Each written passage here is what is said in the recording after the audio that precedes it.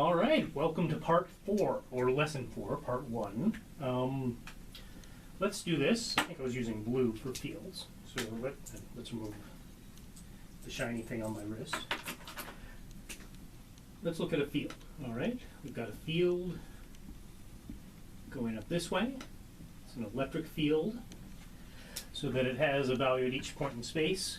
What we really care about at this point is a uniform field. We'll talk a little bit about non-uniform fields in a moment in part 3.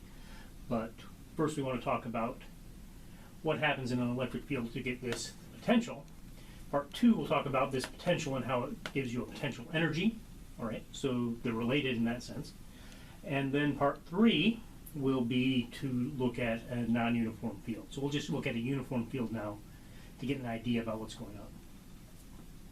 Okay, so we're going to have a charge that's going to move here from point A to point B. And we want to figure out what's going on there. What is the potential at that point there? So 1 is going to be what we call the potential difference.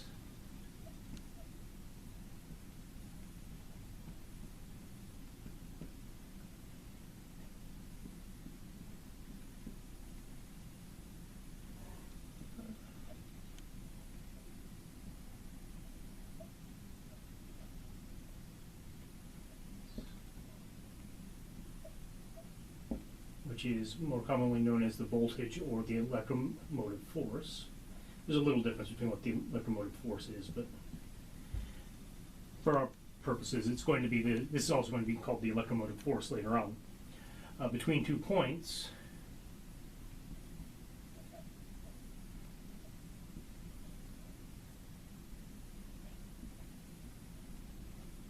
and I just wrote those 2 points there, A and B, is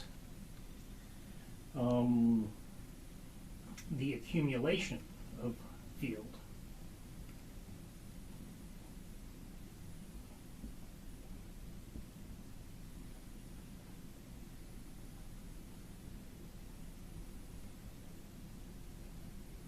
Along a path. And this should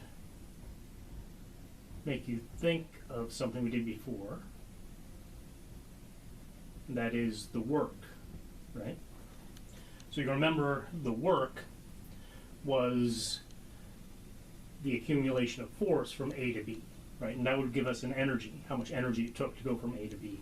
And that's exactly how the potential relates to the electric field, right? Is that the potential difference is the same sort of thing as the work, all right? The work required to move a charged particle from here to here. So if we were to take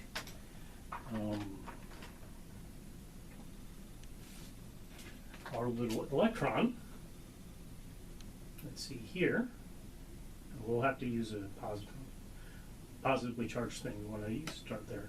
We're going to move it up here, this distance d, from A to B. That's going to give us the potential difference. So that potential difference, I'm going to call that delta V.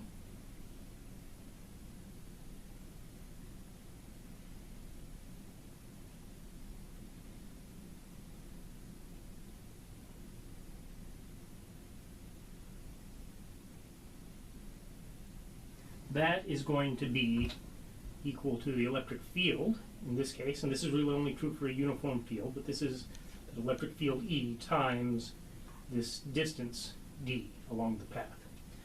And it's going to be independent of path, so at least as if you have a uniform field, it's going to be independent of path. So it should always be independent of path, I'm sorry. So if you had this, what's going to happen is you have to worry about the relative angle between those two things. We're not going to do that in this class. That's something for the engineers. That's not something for you.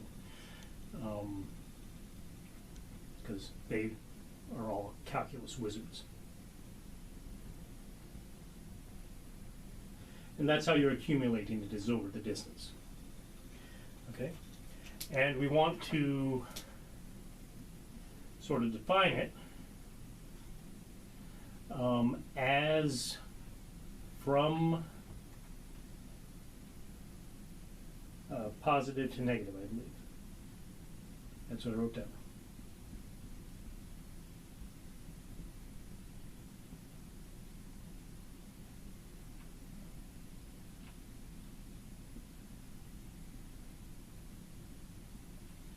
And it basically mean positive charges and negative charges. So this is going to be going from the positive, right? The electric field is generated at positive charges, so it goes out from the positive charges and gets accumulated with the place with the negative charges. So it's going from here to here, and that's why I did that way. There's the arrow it's moving in a particular direction. So that's what we're going to talk about here. I'm going to do a calculation of the potential in a simple parallel plate capacitor sort of deal. And then I'm going to come back and I'm going to talk about how this relates to the energy. That should be reasonably simple, hopefully, right? And then we'll talk about what happens when you have point sources. So rather than nice simple parallel plates, where everything's nice, we'll talk about point sources and a little bit of complication there. So it's not really complicated, but there's a little bit of complication there. So that'll be sufficient for now, and I'll get back to you in just a moment. All right?